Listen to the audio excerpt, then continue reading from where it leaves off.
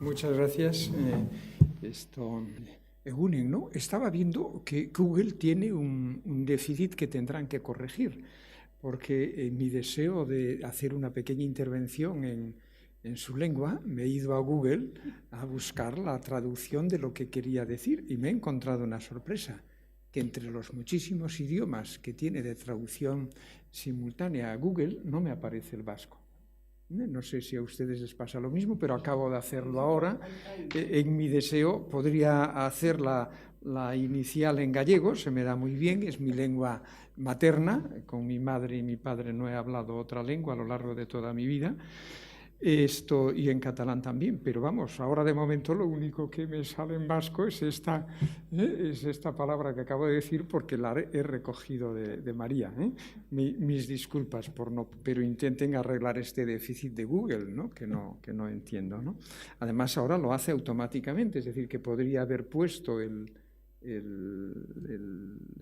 traductor simultáneo y me estaría traduciendo del vasco al castellano. Muy bien, dejando de lado esta anécdota, es un placer, más que un placer, es un honor el poder compartir este seminario, esta jornada sobre economía de la paz y más que un honor es que a lo mejor me lo retiran cuando acabe de hablar, dice no valía la pena, ¿no? Pero al menos la satisfacción, el placer de haber estado, eso sí que me quedará, ¿no? Insisto, gracias Iker, gracias también a María, coincidimos de nuevo ya en el último año casi, ¿no? 2 veces es un placer, María.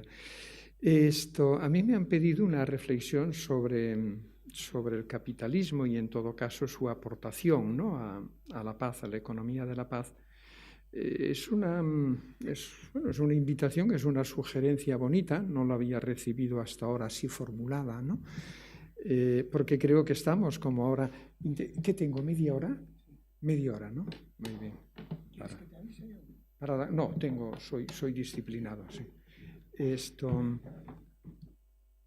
Decía, es un debate muy actual, el del capitalismo, probablemente reproduce, pero en un sentido ya muy diferente al debate del siglo XIX sobre el capitalismo, donde allí se enfrentaban las visiones de Carlos Marx y un poco después las visiones de Schumpeter y del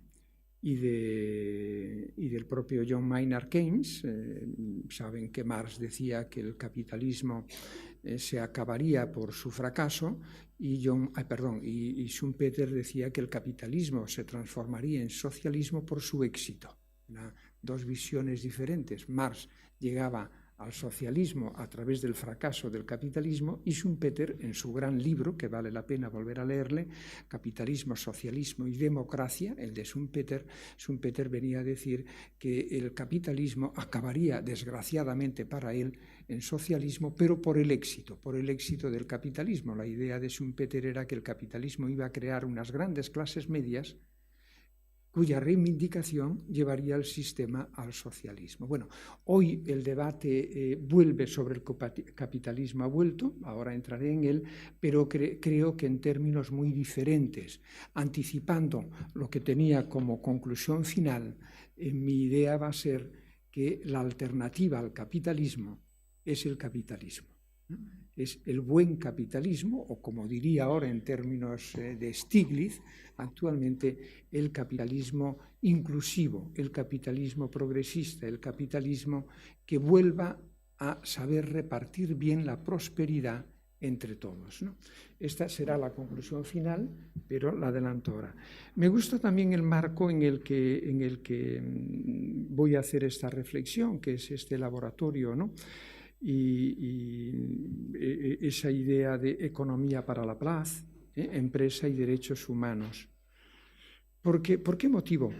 Porque creo que la aportación de la economía actual, del capitalismo actual, a la paz es más bien escasa. Es decir, hoy la economía actual, la economía de libre mercado o de libre empresa que tenemos, más bien está haciendo una aportación peligrosa, a mi juicio, al conflicto social.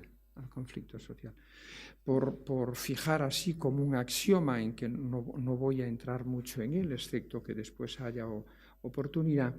Mi impresión es que hemos entrado, ya llevamos varias décadas, ¿no? Pero especialmente a partir del 2008 hemos entrado en una etapa, no sé si llamarle etapa o época, en una etapa de la historia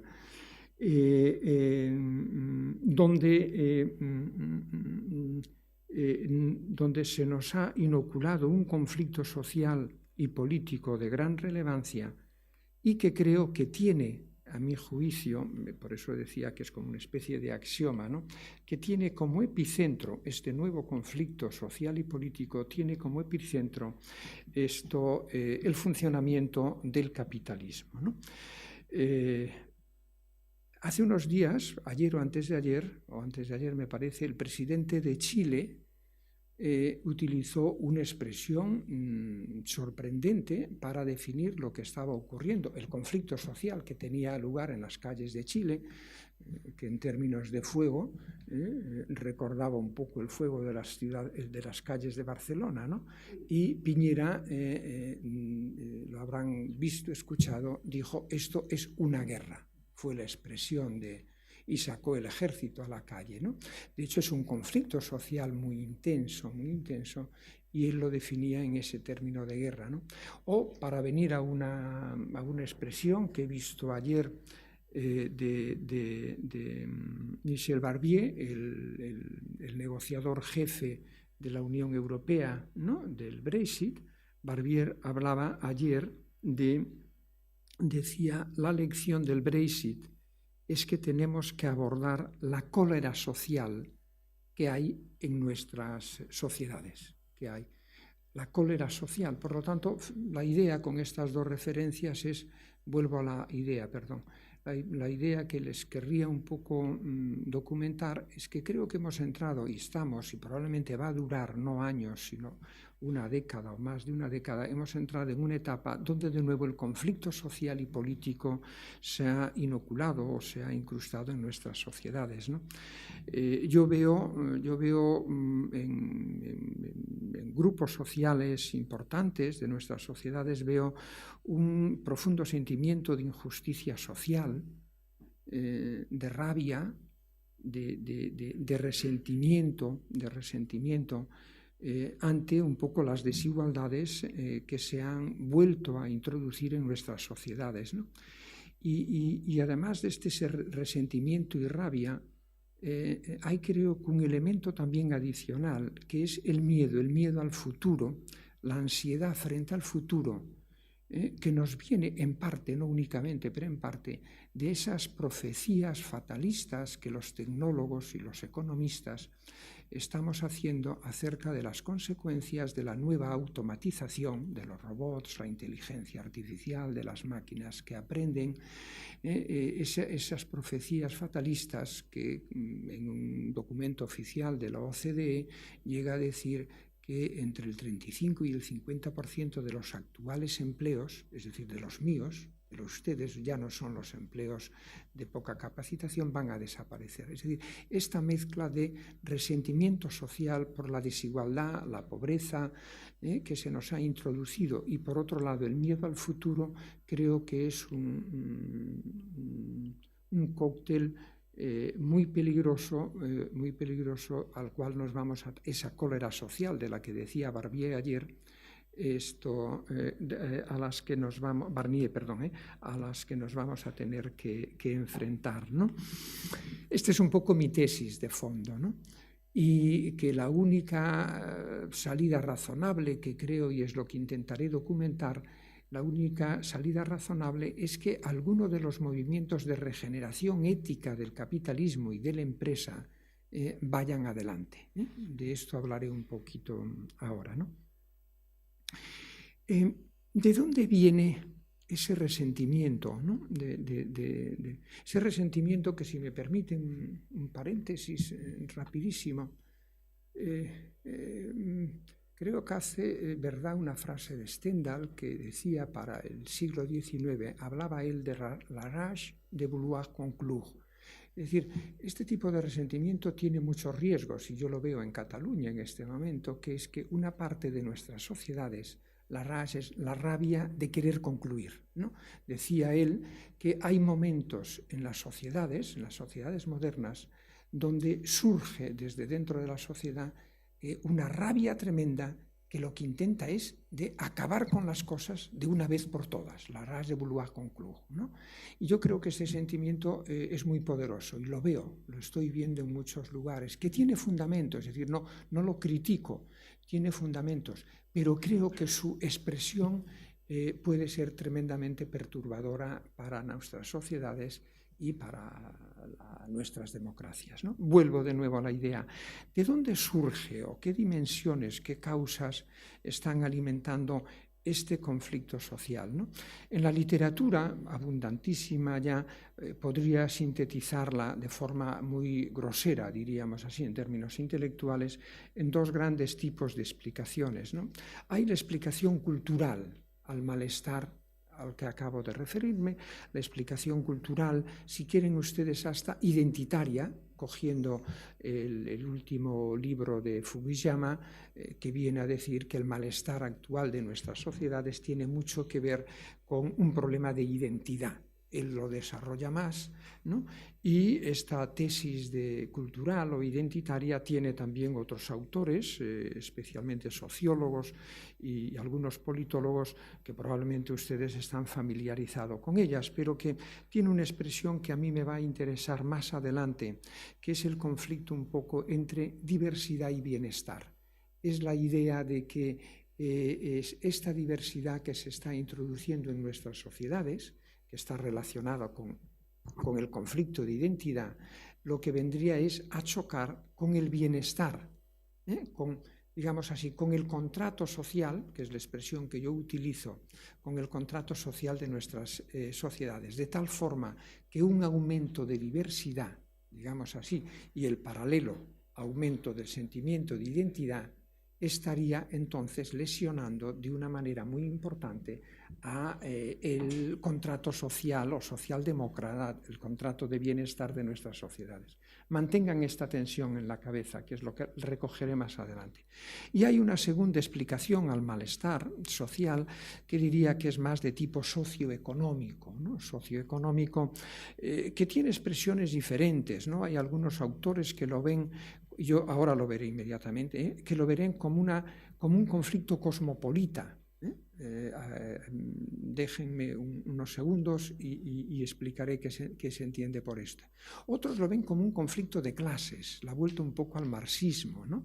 Y en términos de anécdota estaba muy bien aquella entrevista que le hacían a Warren Buffett, ya saben, uno de los propietarios y presidentes de uno de los mayores fondos de inversión del mundo, Buffett, cuando un día le preguntaron, dice, ¿usted cree que el conflicto de clases se ha acabado, señor Barrett? Y dice, que va, en modo alguno, y vamos ganando nosotros, ¿no? Decía Barrett, ¿no? Como aquella anécdota de Barrett cuando dice, es uno de los que Estados Unidos que está exigiendo a su gobierno que aumenten los impuestos a los ricos, es decir, a él, porque dice, mi secretaria paga más impuestos que yo. Este es el Barrett, ¿no?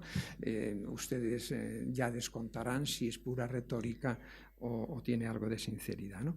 Pero, insisto, hay también esta visión de que estamos ante de nuevo un conflicto de clases, y hay una visión muy interesante, relativamente novedosa, no del todo, que es aquella visión que ve el conflicto actual como un conflicto territorial, como un conflicto entre ciudad y territorio, ¿no? Entre grupos sociales urbanos y grupos sociales territoriales. Territoriales son locales, en nuestro caso autonómicos, comunitarios, ¿no? Esta tensión.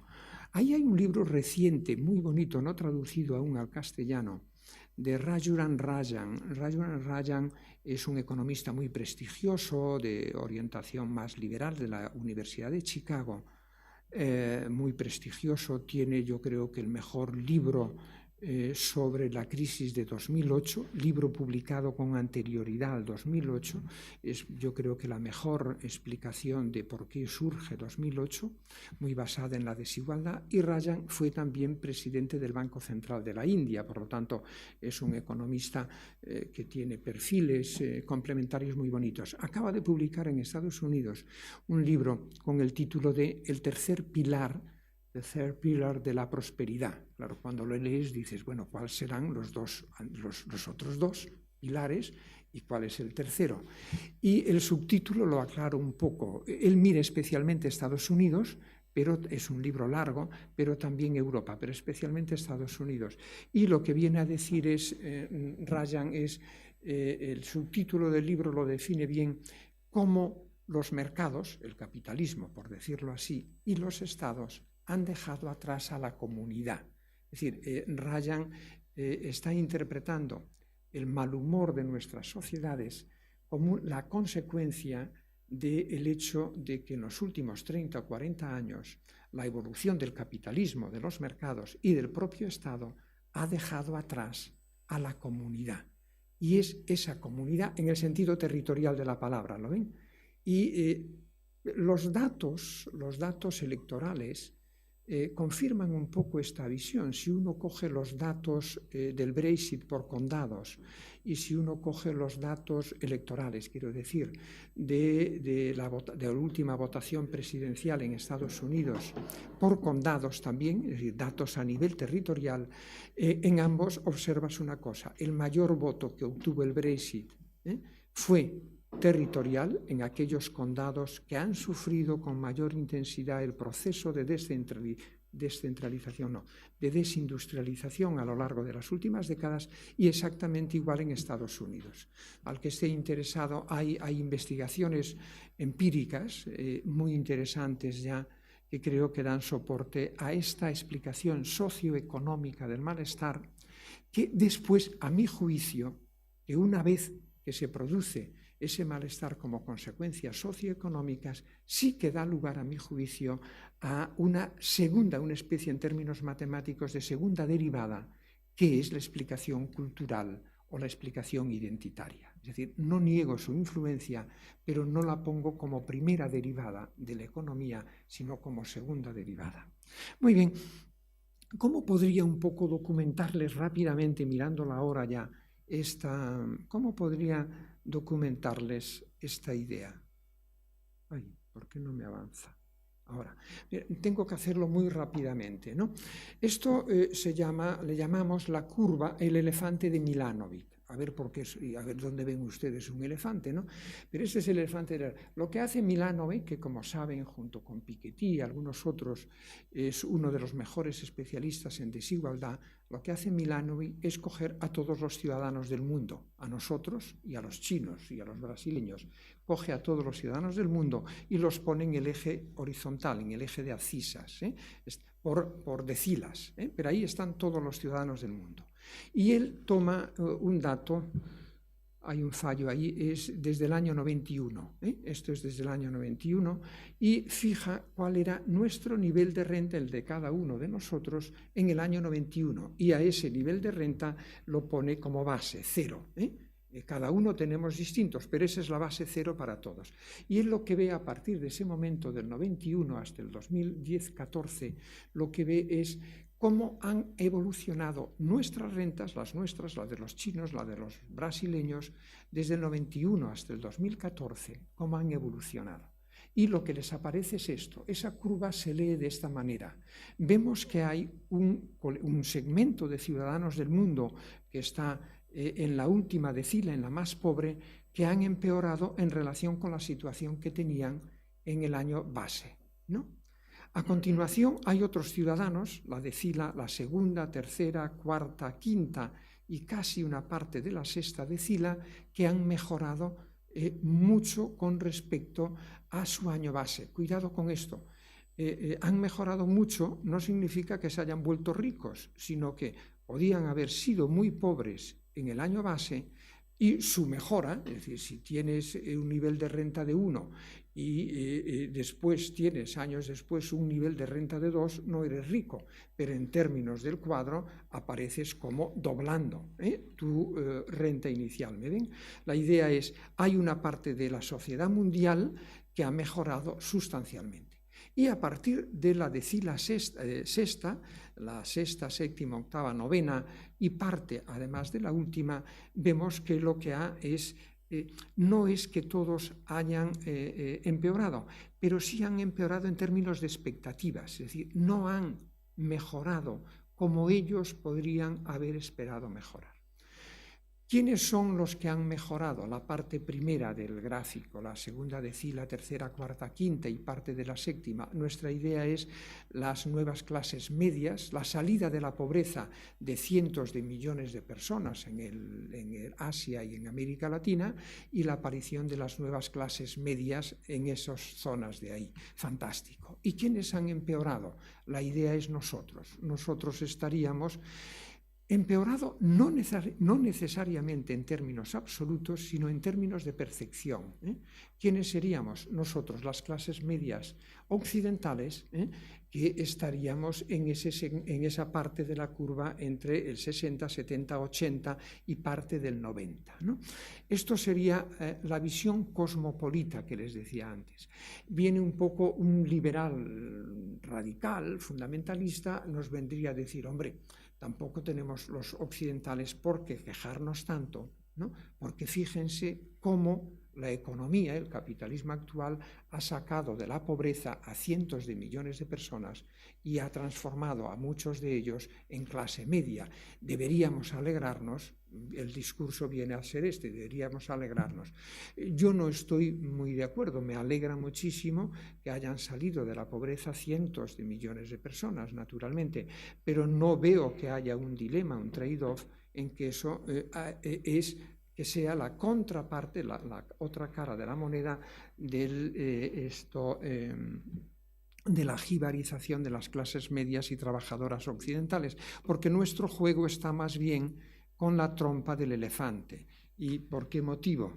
Este es el elefante de Milanovic. Es el mismo cuadro, pero dibujado de esta forma. Dice, mire, nosotros estaríamos en lo que es la parte de la cabeza hacia abajo, pero después nos aparece una trompa muy elevada. Nuestro conflicto no está con las clases medias emergentes de los países desarrollados, sino con ese 1,01 o 0,1% que a lo largo de los últimos 30 años sí se ha quedado con la mayor parte de la prosperidad. Tengo que ir muy rápido porque me agobia el reloj que tengo delante, ¿no? Dice, bueno, ¿y de dónde viene esto? Una forma de explicarlo podría ser esta, de forma rápida también. Esto es Piketty, esto sale del libro no del libro, de artículos previos de Piketty. Miren, aquí está el capitalismo europeo y el capitalismo norteamericano en el último siglo y un poco, porque los datos ya son de 2014 también de nuevo. En el eje de abscisas está un siglo completo, más de un siglo, y en el eje de ordenadas está una forma de medir la desigualdad. Fíjense cómo comienza 1900. 1900 comienza con una enorme desigualdad. Bilbao sería una expresión del porqué de esa desigualdad, es el nuevo capitalismo industrial, que en términos de aquella novela de Dickens, ¿no? Es Dickens, creo que es, Historia de dos ciudades, cuando la novela comienza de esta forma, con esta frase, más o menos, que ahora no, comienza diciendo, era el mejor de los mundos, y era el peor de los mundos. Es Bilbao, por decirlo así, es el capitalismo industrial creando una riqueza como nunca habíamos visto en la historia de la humanidad, pero a la vez como si fuese una especie de Dios maligno con otro lado de la cara, que era la tremenda desigualdad. Las novelas de Dickens de Inglaterra del siglo XIX, ¿no? Pues eso era al principio. Fíjense que Europa comienza siendo más desigual que Estados Unidos, pero si van viendo la evolución de la curva, inmediatamente Estados Unidos se hace más desigual que Europa. Ahí hay tres etapas, que son casi 30 años cada una de ellas. Hay una primera etapa de enorme desigualdad, creada por el capitalismo industrial. que va acompañada de 2 guerras mundiales y de una gran depresión, entre otras cosas. Hay una cosa sorprendente, cómo a la salida de los años en los 40, la Segunda Guerra Mundial, fíjense, tanto Estados Unidos como Europa entran en una etapa de relativa igualdad. En el capitalismo unos niveles de desigualdad del 30%, a mi juicio, son sostenibles. Es decir, una desigualdad del 30%, tal como la medimos, es sostenible. Esos 30 años, los 50, los 60 y los 70, en economía les llamamos los 30 gloriosos. Todo funcionó bien en esos años, absolutamente todo. Bien no significa que haya sido extraordinario, pero todo, economía, finanzas, la sociedad, la esperanza de vida, la aparición de las clases medias, todo ocurre en esos 30 años. Y la democracia, que va asociada a las clases medias. Va asociada. Pero algo ocurrió a finales de los 70 y con claridad ya a partir de los 80, algo ocurrió que la desigualdad, no lo vimos hasta hace poco, pero ahora lo sabemos, que algo ocurrió ahí a partir de los años 70, 80, que hacen que, por un lado, Estados Unidos haya vuelto a niveles superiores de desigualdad a los de hace un siglo, a los previos a la Primera Guerra Mundial, y que Europa, como tendencia, sea también al aumento de desigualdad, pero diferente a Estados Unidos. Son 2 economías capitalistas, pero que en términos de desigualdad se comportan de formas diferentes. Esto me vale para introducir la idea de que cuando hablamos de capitalismo déjenme decirlo de forma así un poco banal, es como el colesterol, lo hay del bueno y lo hay del malo. El capitalismo de la curva de abajo, el capitalismo europeo, es un capitalismo que ha producido desigualdad, pero que la mantiene en niveles inferiores al 35. Es elevada, pero el capitalismo anglosajón se me ha vuelto a disparar. Si hubiésemos hecho el desglose para poner España, veríamos que España, en términos de este indicador, aunque somos un país centroeuropeo, en términos de este indicador, somos anglosajones honorarios, porque nuestra curva tiene una tendencia que se aproxima más a la anglosajona que la europea. La pregunta rápida es, ¿qué es lo que ha producido este retorno de la desigualdad en el funcionamiento del capitalismo, teniendo en cuenta lo que acabo de decir, que son 2 muy diferentes? Bueno, cuando haces esta pregunta a un economista, lo normal es que te encuentres con una respuesta, que es la de los sospechosos habituales, ¿no? Que diríamos en Casablanca, ¿no? En la novela, en la película, llámeme a los sospechosos habituales, tráigame ¿quiénes son? La globalización y la tecnología y la automatización. Pero la idea que les traslado de forma rápida dice, sí, tecnología y globalización afectan tanto a Estados Unidos o al Reino Unido como a Alemania o Francia. Exactamente igual. Pero, sin embargo, sus resultados en términos de desigualdad no tienen nada que ver. Por lo tanto, tiene que haber otro sospechoso que no sean los 2 habituales, ¿me ven? Y para mí el sospechoso en esos 30, 40 ya, 4 décadas que parten a partir de 1980 es la política. No es la globalización, no es que esté eximiendo ahora a la globalización, ni tampoco a la automatización, pero quiero poner mi foco en la política. Esa es la fase en que en la economía y también en el lenguaje habitual llamamos la etapa de neoliberalismo, ¿no? Ya no es el liberalismo clásico de neoliberalismo, que a grandes rasgos tuvo 3 axiomas que recibieron varios premios Nobel cada uno.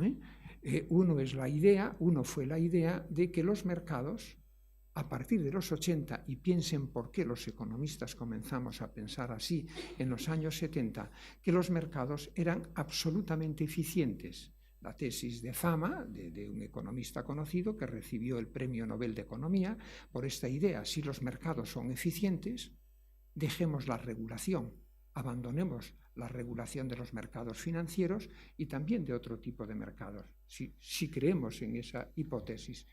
La segunda gran hipótesis es la de Robert Lucas, de la inutilidad de los gobiernos.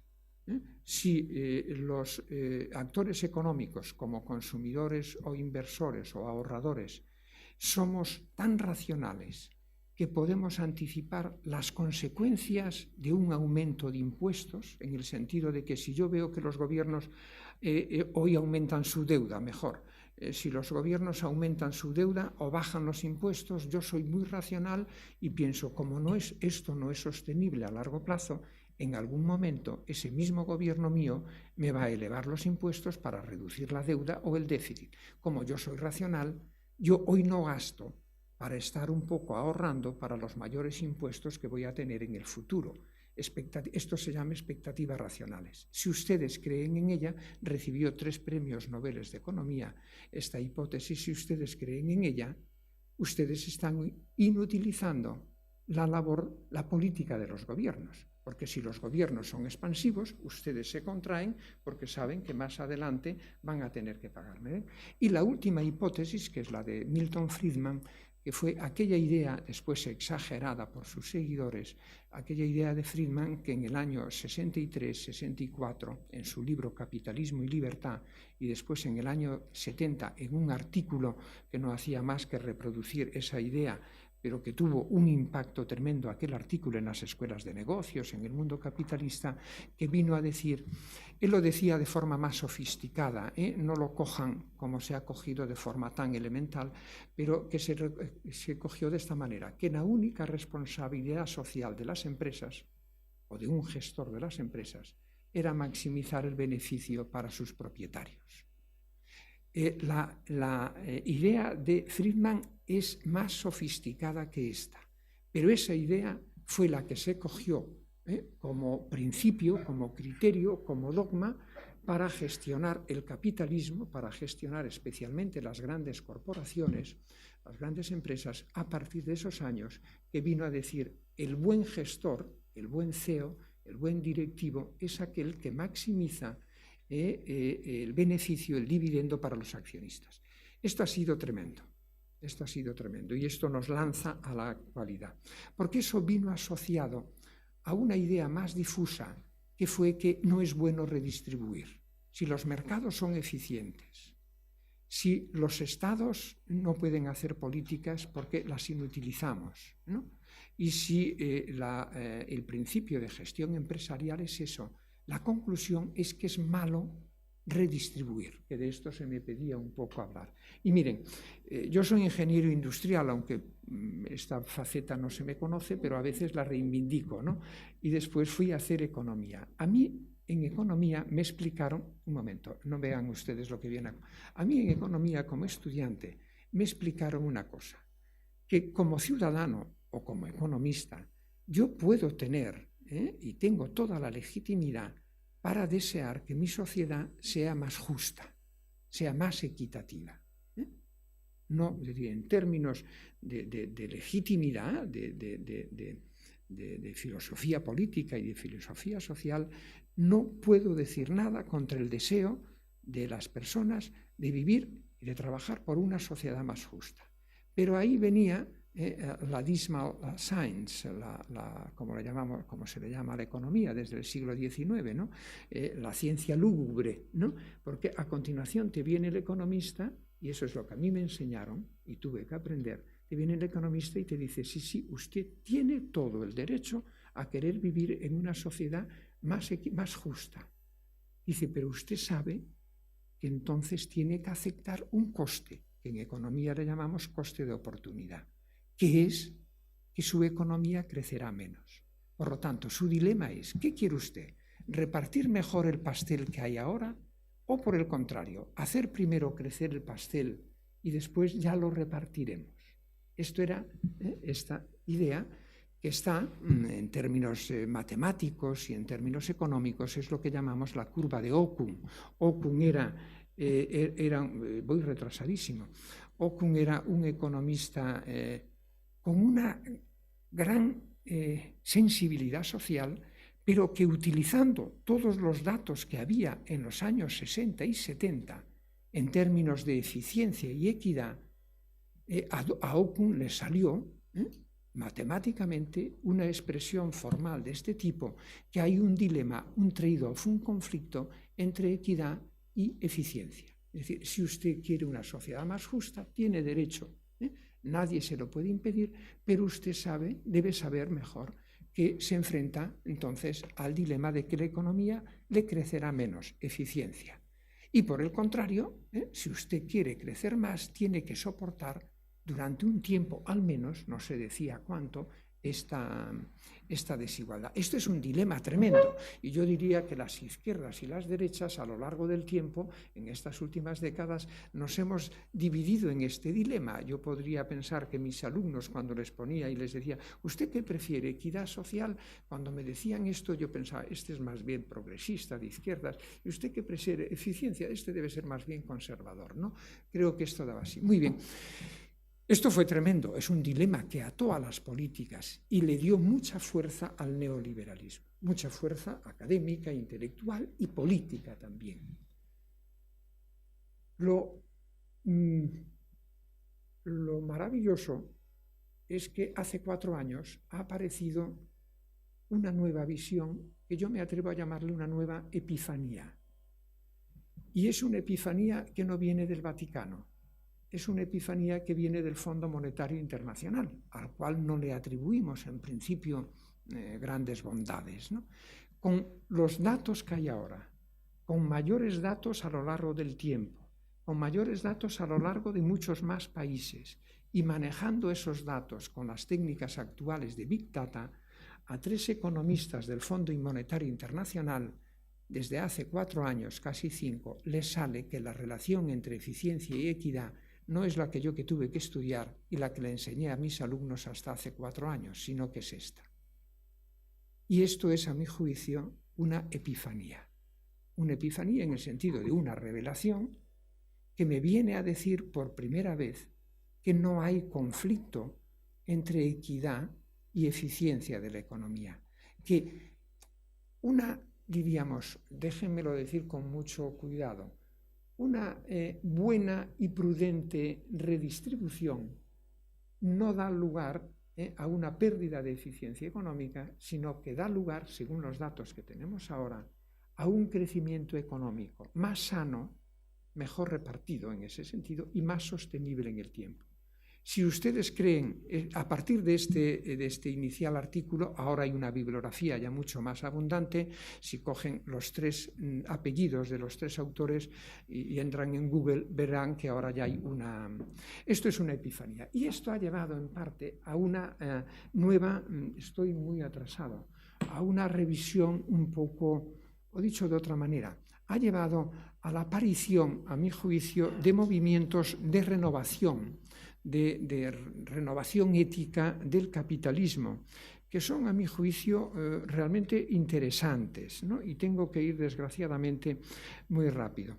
El capitalismo que se nos generó en los 70, 80, 90 y principios de este siglo tenía, en un libro mío que no ha citado, pero no es una acusación, no es otro libro que se llama La nueva piel del capitalismo, que tiene 3 años, y en ese libro identifico 3 rasgos del capitalismo moderno. La monopolización del capitalismo, frente al capitalismo competitivo de la posguerra, la monopolización especialmente del nuevo capitalismo de las plataformas digitales, ¿no? En segundo lugar, la financiarización de la economía, es decir, cómo el componente financiero de las economías ha crecido tanto sobre el resto del cuerpo que es una macrocefalia que está exprimiendo al resto del cuerpo. Y en tercer lugar, la desigualdad. Es interesante el aspecto de monopolización del capitalismo porque creo que se vincula mucho con la idea de derechos humanos. Si nosotros, fíjense, no tenemos un problema de empleo. Las economías más automatizadas del mundo son las economías que hoy están en pleno empleo. Estados Unidos, que es la economía más automatizada, está en pleno empleo. Japón está en pleno empleo. Alemania está en pleno empleo. Para nosotros es inferior al 3%. Es discutible, pero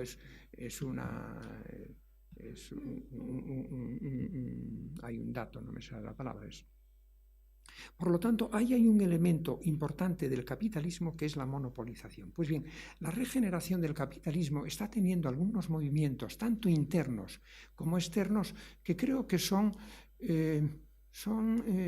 esperanzadores.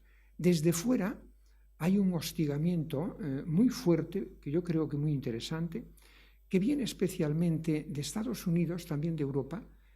Vale la pena que sigan las propuestas de Elizabeth Warren en Estados Unidos. Yo tengo mi apuesta a que será ella la candidata demócrata y tengo una segunda apuesta que ganará las elecciones también. La primera creo que la gano, la primera apuesta creo que la ganaré, la segunda tengo más duda, pero creo que también. Las propuestas de Warren son espectaculares acerca de la reforma del capitalismo.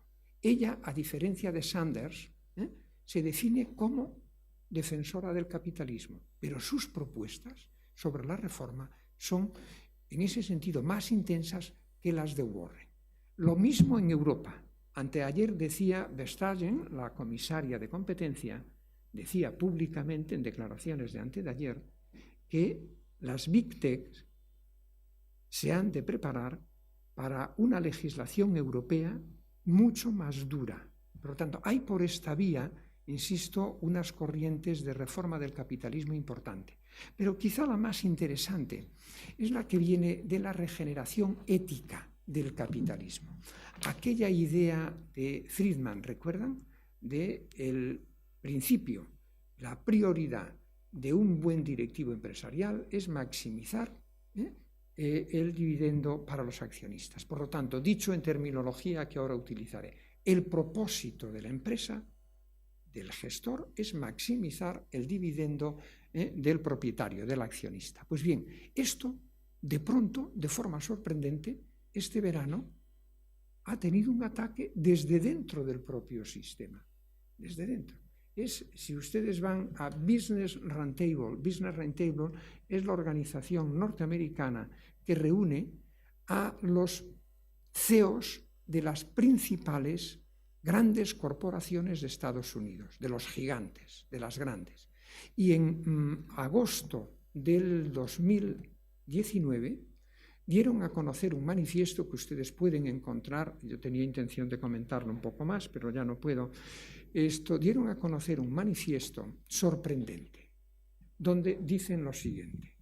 En los últimos 40 años, lo dicen así textualmente, nosotros, está JP Morgan, está Walmart, están todos los grandes, dicen, nosotros hemos gestionado nuestras corporaciones con el principio o propósito de maximizar el beneficio para los accionistas. Dice, nosotros, eso ha sido un error. Y eso ha sido la fuente, o una de las fuentes más importantes del malestar social que hay en nuestras sociedades. Y dicen, y nuestro propósito a partir de ahora es gestionar nuestras corporaciones atendiendo a los intereses de los 5 grandes interesados en la buena marcha de cualquier empresa. Dice, ¿cuáles son? Y dicen los proveedores, los clientes, los trabajadores, los accionistas, como el valor en la mili se les supone, ya has de cuidarlos, y las comunidades. ¿Recuerdan aquella referencia inicial mía a la visión del conflicto que tenemos en términos de... y comunidades? Esto es sorprendente.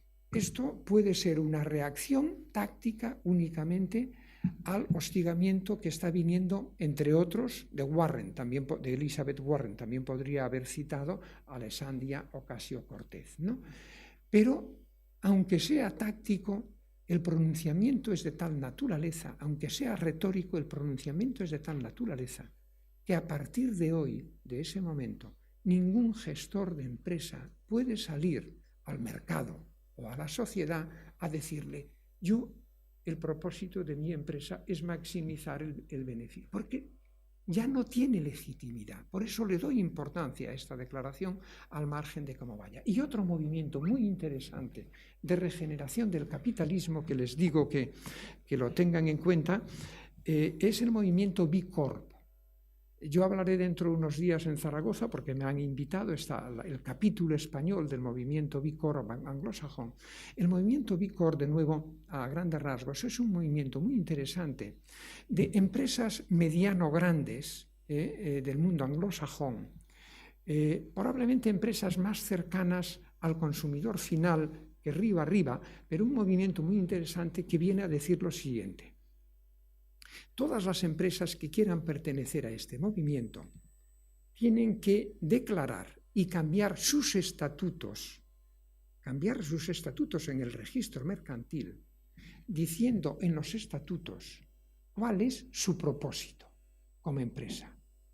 Si es solo el de maximizar el beneficio para el accionista, no le queremos.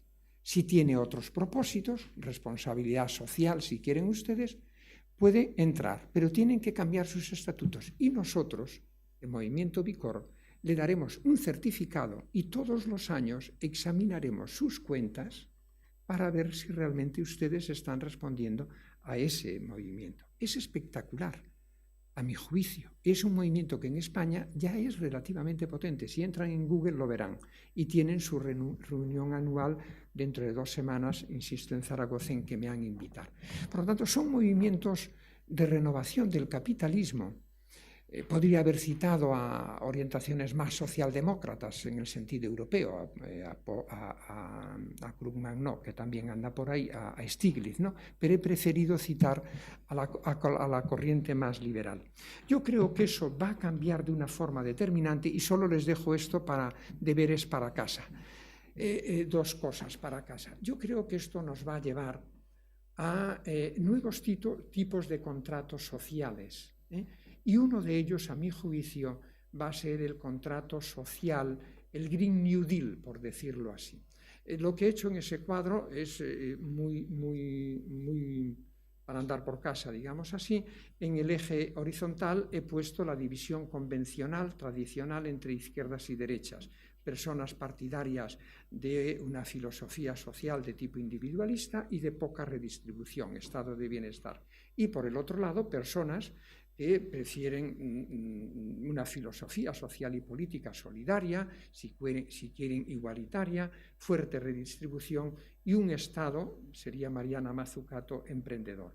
Y un nuevo eje que nos ha aparecido en la última década, que nos divide también entre partidarios de una economía abierta, de sistema de libre mercado, de libre empresa, y otro tipo de ciudadanos que legítimamente prefieren una economía más cerrada, más proteccionista, menos acuerdos comerciales, menos globalización y también probablemente menos inmigración. Si mezclan esos 2 ejes, les salen 4 celdillas, que son 4 tipos de contratos sociales que se están ofreciendo en nuestras sociedades, ¿no?